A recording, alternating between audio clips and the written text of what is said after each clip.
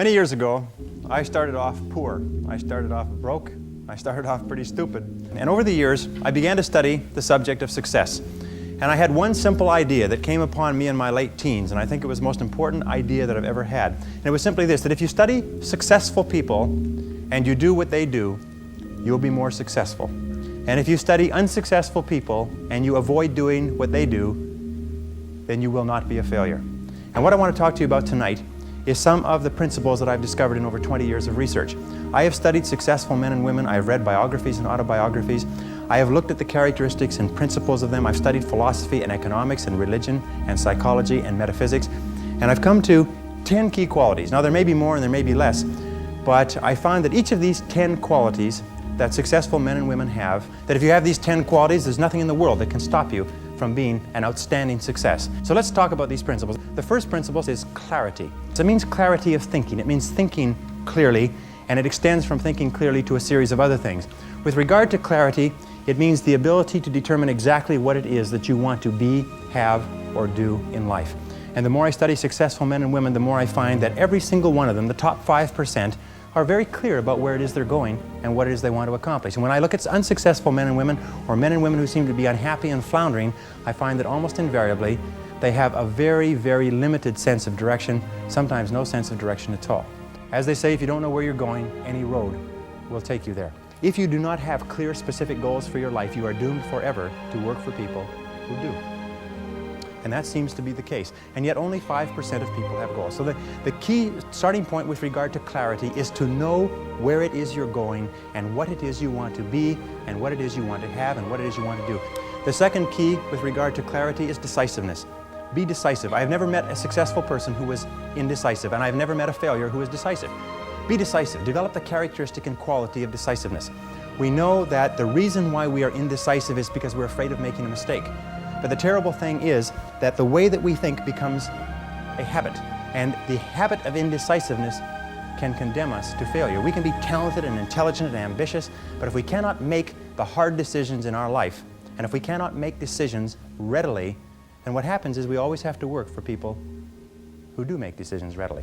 Now, the interesting thing about decisions is that about 80% of decisions should be made the first time they come up. And if you make decisions every single time they come up, sooner or later you will develop the habit of decisiveness. You'll be very clear about what it is you want, and it's easy to make decisions if you know what it is you want to accomplish.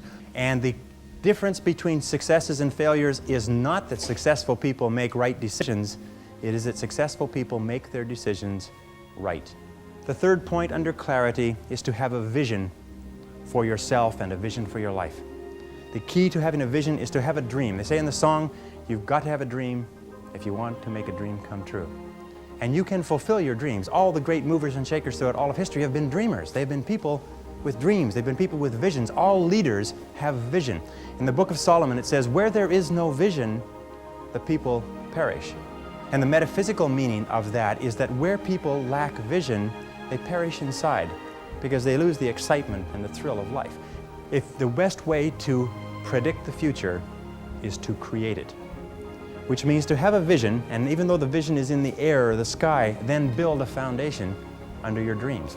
And when you see men and women who rise from poverty and obscurity to fame and renown, you invariably see someone who had a vision of what they could be and have and do that was far beyond what they were. Every one of us has had an experience. At one time when we were small, we had a vision of being grown up and having our own cars. And as we grew older, we had a vision of having our own homes and our own families. The problem is that our goals are set so low that even when we do achieve them, they don't turn us on. They don't fill us with enthusiasm. So dream big dreams. The second letter of the 10 is competence. And this is a discovery that I made a couple of years ago, and it just staggered me because I've been studying success for years. And then there's the book In Search of Excellence, and then there's The Pursuit of Excellence, and then there's Refinding Excellence and Losing Excellence, and all the excellence books. And I sat down and looked at this whole concept of excellence, and I saw something that I hadn't noticed. It's almost like something brought to the surface of your mind. I noticed that every single man or woman that I had studied who had achieved any kind of success in any field whatsoever had done it after they had made a commitment to becoming excellent in that field. And I began to look, and I began to compare, and I began to talk to people, and I speak to thousands of people virtually every month. I found that I never found a single person who was successful who was not excellent at what they did. That competence The commitment to becoming excellent in your chosen field is an indispensable prerequisite for success, that if you are not good at what you do, you haven't got a chance in our competitive society unless you win the lottery. And only the top 5 or 10% are excellent. You must commit yourself to excellence. You must commit yourself to becoming the best. And the wonderful thing is that excellence is a journey.